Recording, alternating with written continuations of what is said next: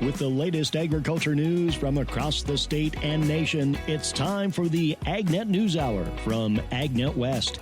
Here's your host, Sabrina Halvorson. Good morning. Thanks for joining us on the AgNet News Hour this morning. I am Sabrina Halvorson here with Lorrie Boyer. Morning, Lorrie. Good morning. So we want to talk about Secretary Vilsack today. And there was another new rule that was announced this week. But before we get into that, while announcing this rule and speaking with reporters for the last time as Agriculture Secretary, he did have some comments on his term as Agriculture Secretary. And so I just want to play those for us now. I have been honored and privileged to be in this position for 12 of the last 16 years. Only one other person in the history of the country has had this job longer than I've had it, and only 5 other people in the history of this country have had a cabinet position longer than I have. So I feel very honored and feel very blessed. And I will tell you that I'm very proud of the work that's been done by the folks at USDA, by the career and political folks at USDA. I'm confident that the fact that we've seen rural populations begin to increase again, the fact that we've seen persistent poverty decline, the fact that we've seen job growth increase, the fact that we have had cumulatively the 4 of the best years in farm income in the history. We've had record exports. We've opened up new opportunities and lanes for farmers to benefit and to profit by virtue of, regardless of the size of their operation or the commodities that they're producing. And that we've created, I think, the opportunity through climate smart agriculture and local and regional food systems for farms and farm families to be able to say to the next generation, there's real opportunity here. And in doing so, we can begin re-strengthening and recommitting ourselves to strong rural communities, which in turn allows the country to continue to have the population that will support us in so many ways, feeding us, energizing us, allowing us to recreate, and also protecting us through disproportionate number of young people from farm country serving in the military. So feel pretty good about what we've done, and excited for the next chapter in my life, and excited to see where things go from here. So that again from Agriculture Secretary Tom Vilsack. He has served under 2 administrations, 8 years with the first, and then 4 years this time, so a total of 12 years total. And, that's a long time to serve as Agriculture Secretary. No, it really is. Since we can share opinions during our show, Mhm. what has been your experience in working with him and trying to do your job as a farm broadcaster with him? When it started out, so at first I was really intimidated by him. And I will always remember the first time that I interviewed him over the phone. I was, at home in Fresno, and he was in DC. And I will never forget, I was actually wearing Mickey Mouse pajamas because it was over the phone. Come on, we all know about the work from home days, okay? And this was way pre-COVID. This was in 2012-ish, and and so I was working from home back then, and I was so nervous to be interviewed. It was actually my first time interviewing a cabinet secretary. Now, previous to this, I had been working, hard news for 20 years. I had interviewed murderers and other and civic leaders and things, but it was my first time interviewing a cabinet member. And I remember wondering, should I dress up? Well, that's ridiculous. It's over the phone. I'm going to be comfortable. So yeah, but he was very nice, and he was very accessible. And that is what always struck me about him is he wouldn't answer every question. When we're in press conferences with him and things like that, he, like every politician, he is a politician, like every politician ever. He has a way of walking around some questions that he doesn't necessarily want to answer. But I always found him to be honest. I never caught him in something that wasn't honest. And, I also always really appreciated the fact that it seems to be that he's very introverted, which I am also very introverted. And so I understand having a flock of people around you can be really nerve-wracking, and it's just not what naturally feels, good to you. Did you know well, you probably do know, but he's an orphan, and has some really interesting life experiences that led up to all of his work in government that spanned far beyond his term as Agriculture Secretary, far before that, obviously involved in government before that too. So yeah, that's just always been my opinion of him. I did not know he was orphan, but I have to say, a way to represent California wearing your Mickey Mouse jammies. I I mean, know. kudos to you. You get points for that. Right. Thank you very much. But my experience has been very similar to you. I worked with other secretaries during my career, but I was in such a learning mode and building career mode that by the time Vilsack took over or became secretary the first time, I was way more confident in my job. So Mhm. yeah, very accessible, always willing to answer questions. He had a Colorado connection that helped. I guess my only thing with his administration, I'm going to compare it to Sonny Perdue because Sonny Yeah. was such a different. Sonny used to tease Yes. me and we had fun beyond Yeah. just the job. Secretary Vilsack, not so much. Maybe the introvert in him, he was kind of in and out. But I feel, this is my opinion, that when there's an event around me, I don't get noticed until I'm lucky if 2 days ahead of time. It's awfully hard when you live in a rural area to make that work, especially with all the responsibilities and deadlines we have, just to tromp on up to the Denver area or wherever he's at in the metro area, because that's where usually the things are going on, to make that work, because I have to factor in a half-day drive just for that. Yeah. Where with the prior administration, I got well more than, I don't know, 3, maybe 4 days ahead of time. And I don't really understand what the difference is in the timing, but at least it gave me some time to plan and prepare. With this administration or with Secretary Vilsack, I don't get time to prepare, and therefore I unfortunately end up missing a lot. Yeah, and that's a great point. With Sonny Perdue, who was Agriculture Secretary during the first Trump administration, we did get a lot more notice. And Sonny, also just a character. I want to keep talking about this, but we do have to take a quick break. But we're going to share some stories about Sonny Perdue as well. This is the AgNet News Hour. I'm Sabrina Halvorson. She's Lorrie Boyer. We'll be right back.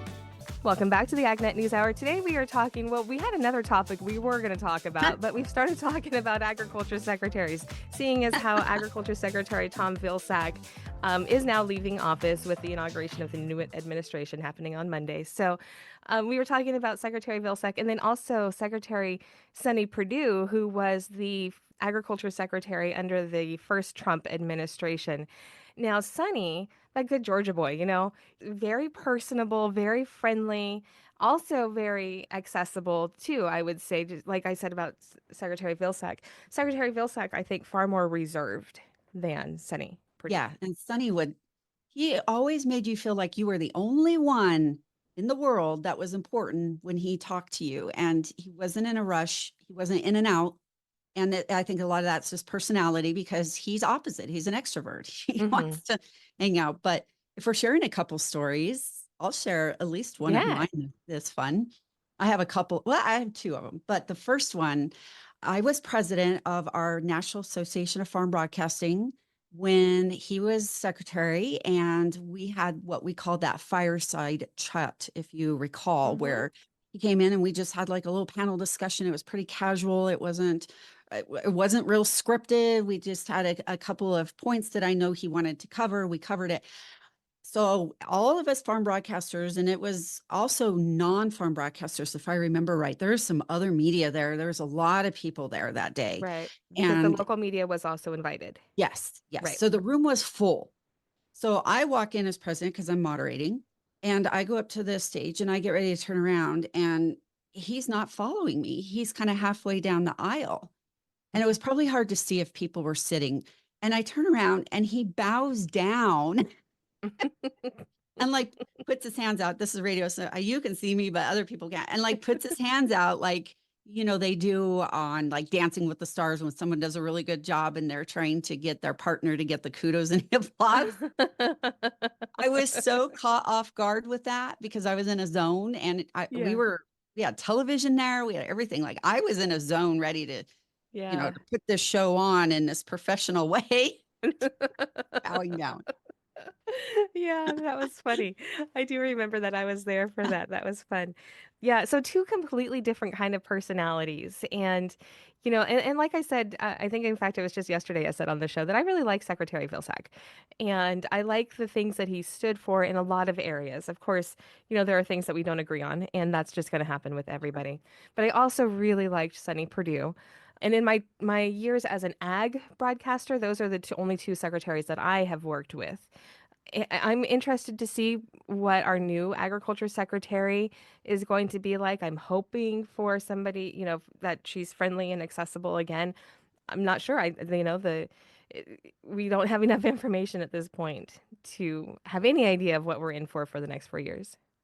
Yeah, as I mentioned, when I first started, John Block was going out, I Oh, he's a believe. nice Oh, guy was it, too.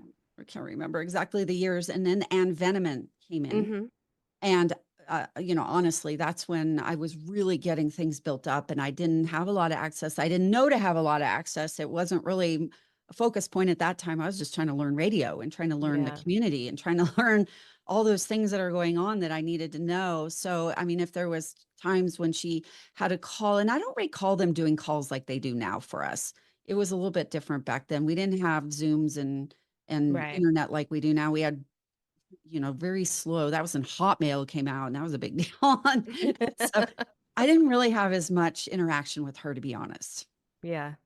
Yeah, I never did it. That was before my time. I was still doing hard crime. I was not hard time. I was recovering hard crime at that time. Please, please hear what I'm saying. So I wasn't covering just agriculture back then. I was doing local news there in Fresno. But Ann Veneman, you can't beat another California girl. Yeah, that's true. Yeah, yeah. So she will always have a special place in my heart. Yeah, well, to your point, Brooke Rollins coming in. Well, Mhm. we're assuming she's going to get affirmed and be able Right. to take over here as a Secretary of Ag. I don't think any of us farm broadcasters have had interaction with her or know her real Mm-mm. well. So we're all going to be starting on that kind of playing field of all of us together, learning and trying to build relationships with her. And course, our farm broadcasting organization that we are well known for building relationships. That's what Yeah. we bring to the table. So it'll be kind of nice and refreshing to be able to really have a start with someone that we don't know real well and to get her perspective. Yeah, yeah, it'll be interesting, and and also the fresh perspective coming into the USDA. We'll see what kind of changes are made there. So, I think we're in for a lot of new things in the coming months, in the coming couple of years. So it'll be interesting. It's a very interesting time. But that is all the time that we have for this segment. We will continue in just a moment. This is the AgNet News Hour. I'm Sabrina Halvorson. She's Lorrie Boyer, and we'll be right back. Welcome back to the AgNet News Hour. Here's Lorrie Boyer.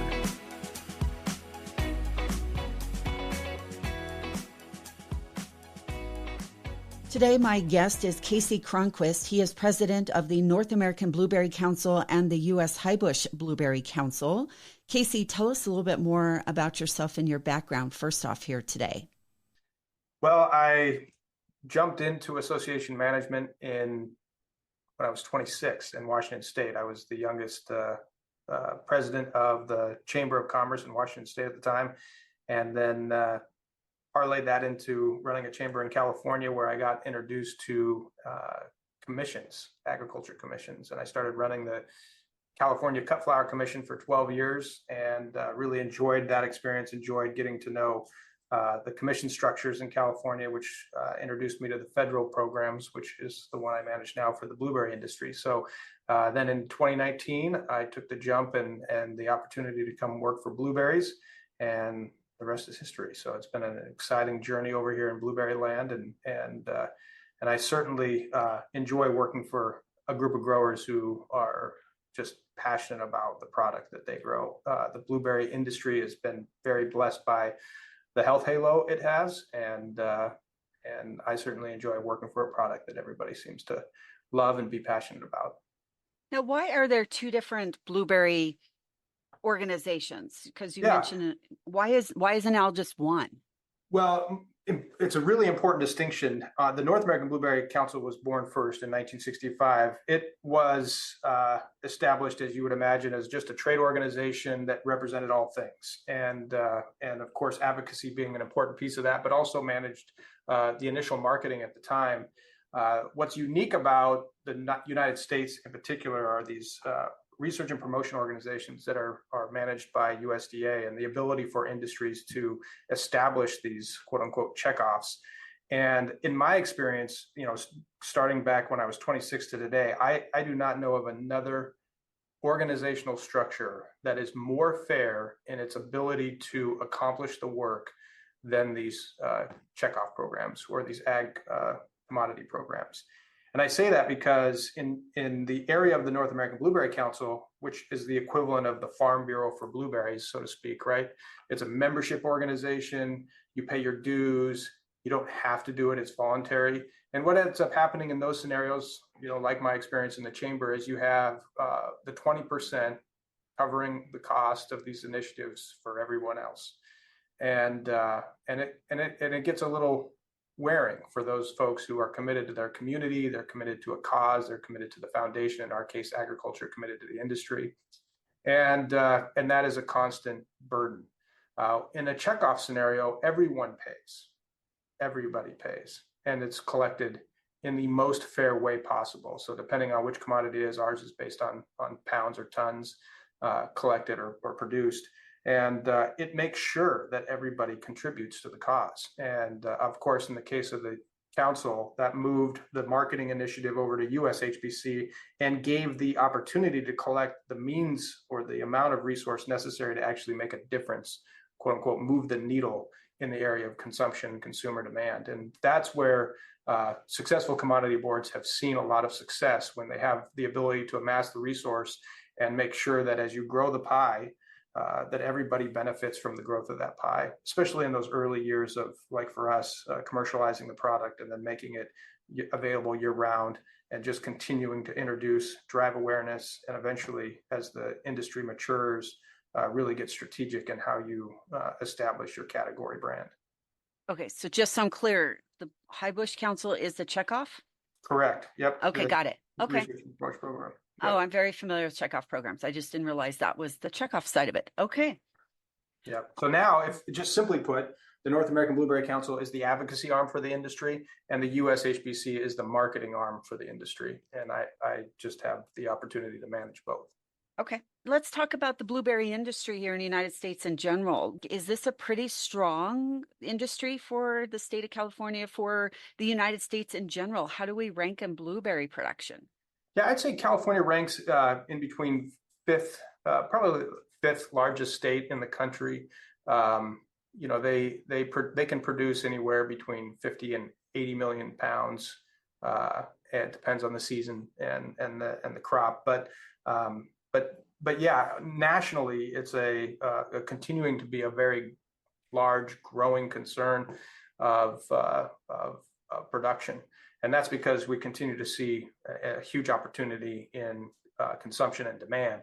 Right now, we are continuing to see a group of consumers who are, just extremely passionate for the product. However, we see that, we're still under 3 pounds per capita throughout the United States. And of those who eat blueberries today, they're only eating about 6.4 pounds a year.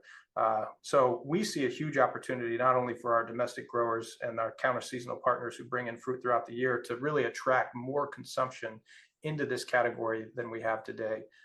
And we've got initiatives underway right now to both right-size the level of investment needed to accomplish that goal, but more importantly, help to ensure that we maintain the value of the category over time. So we're having a really important conversation with the industry on if we're going to continue to supply the market at these numbers in order to avoid the typical supply and demand economics of agriculture. We're going to need to make sure that we invest on that other side of the coin, which is demand. So we do a lot of investing in production. We're still investing in production.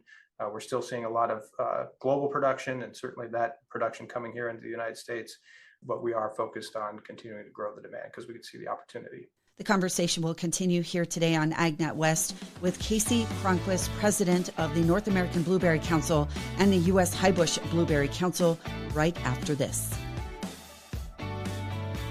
Welcome back. I'm Lorrie Boyer for AgNet West, and I continue my conversation here today with Kasey Cronquist, president of the North American Blueberry Council and the US Highbush Blueberry Council. Let's talk about blueberry exports. Do we export a lot of them, Kasey? Yeah, last year was actually our best year of exporting blueberries. So in 2023, we exported about $218 million worth of blueberries, which is our largest export year. It's it's just a part of what we do in all of our interest in marketing the product. But we're getting increasingly better at it as the U.S. producers continue to commit more and more production to both fresh and frozen markets overseas. And so that last year, was a significant increase, about 30% of our volume shipped compared to 2022, which was a big deal, really important for us. Have you had weather challenges or things like that happen for any of the blueberry growers this year that has put maybe a dent in what would have been a normal supply? Well, I'll start with the good news. The good news is in 2024, we saw weather conditions for the state of Georgia that culminated in its largest production year ever. It was a massive crop, and typically that region gets hit with a weather event, that right about now or a little bit later into their pre-production or pre-harvest year. And they just didn't. The last 2 years, in fact, they didn't. And so we're seeing, over 100 million pounds coming out of Georgia this last season. Some said that it could have been about 130 million pounds. And so that was a tremendous growth for Georgia in the last 2 years. But we have seen weather events impact crops, not necessarily last year significantly, but in previous years. So that could be the heat dome up in the Pacific Northwest. We've had fires that have put kind of a down trend on production in the Pacific Northwest. So there has been, I think, climate activities that have played a part in not seeing the same amount of crop come forward. However, in 2024, that crop year, not just in Georgia, but we saw a big crop, the record-breaking crop out of Washington State. So Washington State produced over 200 million pounds, as I'm hearing, kind of culminating in the assessment collections by their commission in Washington. So it's been a relatively good season in 2024 for most of our 8 top states, weather not really having the huge impact like it's had in the past. You mentioned a couple of initiatives that would promote blueberries and to increase that consumption. Can you tell me a little bit more about those? Yeah, we recently hired a new vice president of global marketing and communications, Kevin Hamilton, and so we've been on a course to look at developing our marketing campaigns going forward at a level that would continue to really grow the category, grow the value of the category. And so, with Kevin's experience, coming from his CPG background and certainly his work at Avocados from Mexico that relates directly to our checkoff program's efforts, we see a lot of opportunity. We recently hired a new firm, SCC out of Chicago, who's developing new strategic initiatives and strategies for us. And again, most importantly, we're reaching out to the industry to say that we could do more with more, meaning that there's a category branding opportunity for us in blueberries that we haven't executed against yet to date as a commodity board, that other commodity boards have done successfully, that have helped bring the value that those categories need or those products need in order to stay ahead of the supply curve. And so the creative of that is still under development, but the excitement of what more blueberries can become is what's really exciting about the future here, and the commitment that Kevin and myself on staff and certainly our leadership on the council are seeing as the initiatives going forward. So we're excited. We have a great current campaign of Grab a Boost of Blue that we work with retailers. We're increasingly in that retail space, providing both marketing and merchandising opportunities to help with that shopper marketer experience. So coming alongside retailers has been a big part of the last couple of years. And we've been very fortunate. We've got a number of companies who have provided a voluntary doubling of their assessment to help us continue to grow the category with increasing resources to help us reach retailers and consumers that we weren't otherwise able to afford. Overall, how is pricing for blueberries? Yeah, I mean, pricing for blueberries is something to study. It's incredible to watch kind of the elasticity of the product with consumers during different parts of the year. What I think we're finding is that consumers will pay, what they need to pay in order to access the product, even if it's at a high cost, because we do still have points in the year, in particularly the end of 2023 last year, where there just wasn't supply and prices were really high, and we were still selling through the product like crazy. Now that changes really quickly when the that changes really quickly when we have a peak of supply. And we're trying to work through that issue as an industry because it doesn't seem to suggest that the peak necessarily requires that we lower our price because the consumers are still willing to pay, but it does help move the fruit. And so the challenge here is what's that sweet spot of pricing, and how do we help the industry identify that in order to help ensure that the big picture interest we have as an industry is to ensure that our growers are able to continue to be profitable and be able to supply the product. And so I think we're seeing an initiative going into next year focused on that and trying to help the industry think through, what needs to happen in order to, provide good pricing back to our growers while at the same time taking advantage of a consuming audience that seems willing to pay for what supply we do have. Thank you to my guest here today, Kasey Cronquist, president of the North American Blueberry Council and the US Highbush Blueberry Council. I'm Lorrie Boyer for AgNet West. Stay tuned. Sabrina Halvorson joins us next.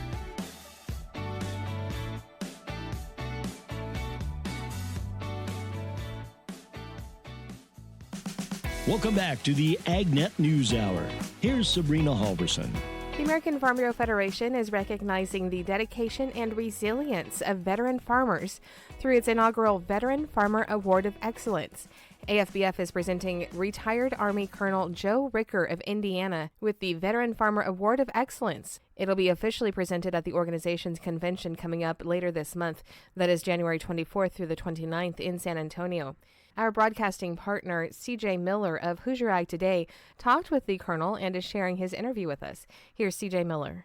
Joining us now is Joe Ricker. He's the president of At Ease Orchard, based in the tiny town of Wilkinson, Indiana. And what Joe does on his farm is rather unique. It's a nonprofit organization that he has set up to help veterans.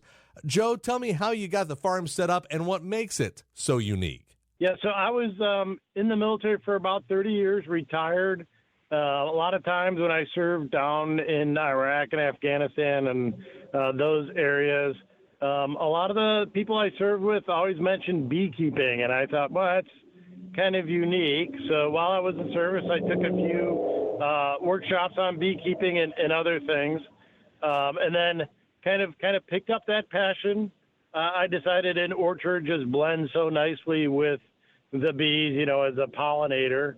And it kind of just took off. I just wanted to give back to the community or give back to veterans that I've served with.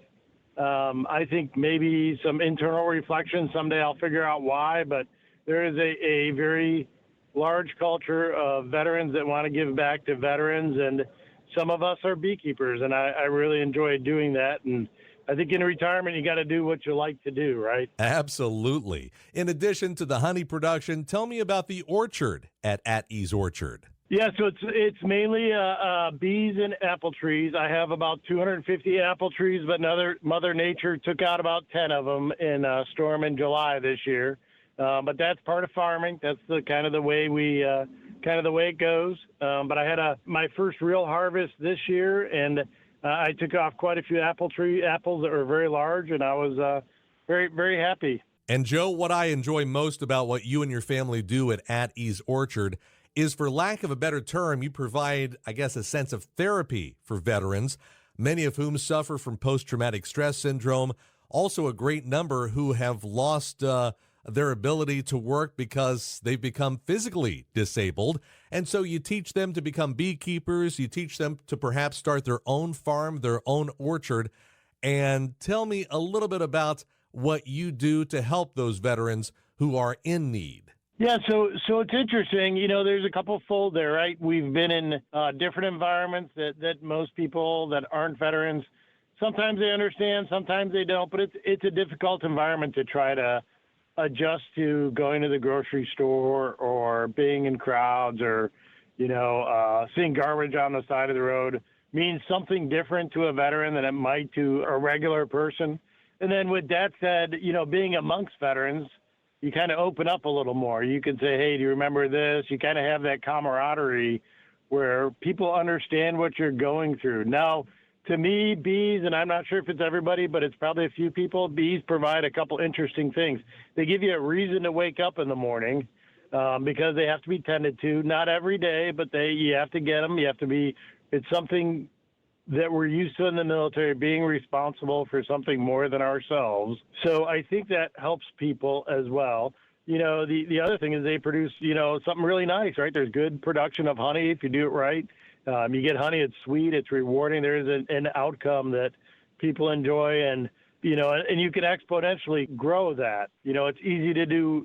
You can start with one. If you want to be a businessman or grow it into a business, you can do multiples of one. Once you get how to do one down, you can just increase it. And I think it helps veterans. It gives them a mission.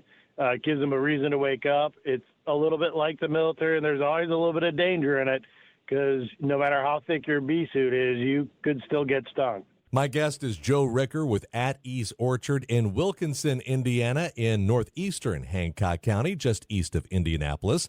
And you and your farm, you've also partnered up with AgriAbility and Heroes to Hives. What can you tell me about your partnership with those organizations? So AgriAbility is a great organization I work with. They help people with physical disabilities, not just veterans, although I help with their veteran population. They help people with physical disabilities that are in farming to continue in farming. And the beauty of that is, people are getting older. There's accidents on the farm. Our bodies don't always do what we want them to do. So AgriAbility will assist them and connect them to services that will get them, continue on in farming. Heroes to Hives is a great program. It's taught by a veteran up in Michigan, Dr. Adam Ingrao. And Heroes to Hives is kind of our back-end training we use at Ease Orchard. So Dr. Ingrao and our board at Ease Orchard has a board member at Purdue, and we've partnered with them to provide a virtual training environment for people for veterans and first responders that want to become beekeepers. So he provides online class. Dr. Ingrao's got a PhD in entomology, so he's a great trainer and he understands veterans. So it's a great team of three there that really we try to get after it the best we can and make it better for veterans. And Joe, since your farm is a nonprofit, all the money that is donated and raised goes back into helping these veterans in need. Yeah, so we don't sell it currently. We take donations for it, and hopefully with the apples coming on and the honey production this year, we'll start to put opportunity for people to donate and get a gift box on our website at ateaseorchard.com, ATEASE orchard.com, and that'll help then fund us for the next year. We do have a couple ISD, Indiana State Department of Agriculture grants that also help fund us, but we want to continue on, make it sustainable where people come back from overseas or get out of the service, have the opportunity then to get into beekeeping if that's what's right for them. And Joe, I love the name of your farm, At Ease Orchard. And tell me, how did that name come to you? I can't remember how it came to me, but I can remember why it came to me, and that's because that's the last thing you're told when you're in the military and in formation. They put you at ease, and then it's an opportunity to relax, and that's what people should be doing when they retire. Joe, if someone would like to get a hold of you to donate to your farm, or perhaps they know of a veteran who is suffering from those same issues that we've talked about earlier, how can they get a hold of you and your family at Ease Orchard? So email is great, ateaseorchard@gmail.com. I would also say our website is very robust with the opportunities to enroll to get a hive next year. Right now, you can't get a hive now. You kind of have to wait till like March, April timeframe, maybe a little later to get one. So we'll start to, probably around the January timeframe, start to screen the people that have signed up at ateaseorchard.com. And those are really the two main ways of doing it and kind of the best way to get a hold of me. We're also on Facebook at Ease Orchard as well. How many years did you say that you served overseas in Iraq? So I did about a year in Iraq, and I did about a year in Afghanistan. Joe, you mentioned you served 30 years in the Army. I'm kind of curious, did your time in the Army also match up with the Gulf War in late 1990 and early 1991? I was actually training in Reserve Officer Training Corps, ROTC, in 91. I got my commission in 92. So I missed it. And, the funny thing with that is that, back then it was like a big deal to be a person to get deployed. And now in the military, it's so common and there's so many people that have deployed that, I just enjoy helping them and seeing them get to a good place after they come back. Once again, Joe Ricker, the owner-operator of At Ease Orchard in Wilkinson, Indiana, just east of Indianapolis. And if you'd like some more information, once again, the website is @easeorchard, all one word, .com. And Joe, thank you so much for all you do, Joe. Thank you. And thank you for the opportunity today. And thank you to CJ Miller for sharing that interview with us. This is the AgNet News Hour. I'm Sabrina Halvorson. We'll be back in just a moment. We have just a few minutes to wrap up today with a little bit of ag news. Farm Action is reacting to the Federal Trade Commission's lawsuit against John Deere over the right to repair. The commission alleges that John Deere is illegally driving up costs by forcing farmers to repair the equipment at authorized dealers. Farm Action's Chief Strategy Officer Joe Maxwell says they applaud the FTC for taking this bold action to bring justice to farmers who have been stripped of the right to repair their own equipment. Maxwell says that robs them of time and money as a result. He goes on to say that by withholding software information to diagnose and repair equipment, manufacturers are forcing farmers to often face long wait times and sometimes drive hundreds of miles to find an authorized dealer. Farm Action has led a nationwide right to repair campaign demanding that farmers are given the right to repair their own equipment. American agriculture groups reacted to the final USDA poultry tournament rule under the Packers and Stockyards Act. American Farm Bureau President Zippy Duvall says AFBF has long advocated for more stability for farmers who raise poultry under the tournament system. He says we've long advocated for more stability in the sector and increased transparency in how farmers are paid. The Organization for Competitive Markets and Competitive Markets Action also pleased with the new rule. They say we applaud USDA's finalization of regulations like this that are long overdue. That from Taylor Haynes, president of the Organization for Competitive Markets. And finally today, in 2023, roughly 86% of all farms were small family farms. A USDA report says these farms have a gross cash income below $350,000 and operate on 41% of all U.S. agricultural land. The family farms produced 17% of the total value of U.S. agricultural production. Large-scale family farms, those with gross cash income above $1 million, represented 4% of farms and accounted for 31% of agricultural land and 48% of the total value of agricultural production in 2023. Mid-size family farms with income between $350,000 up to $1 million represented 6% of farms and accounted for 18% of agricultural land and 18% of the total value in agricultural production. That's our show for today. I'm Sabrina Halvorson. On behalf of Lorrie Boyer and myself, thank you for starting your morning with us. To get more information on the topics you heard today, visit AgNet West at agnetwest.com. You can also stay connected by following us on our social media at AgNet West on Facebook, Instagram, and X. Also look for Sabrina Halvorson on Facebook and be sure to subscribe to our podcast by searching for AgNet West on your podcast app. Thank you for listening to the AgNet News Hour from AgNet West. AgNet West Radio Network, your primary choice for agriculture news.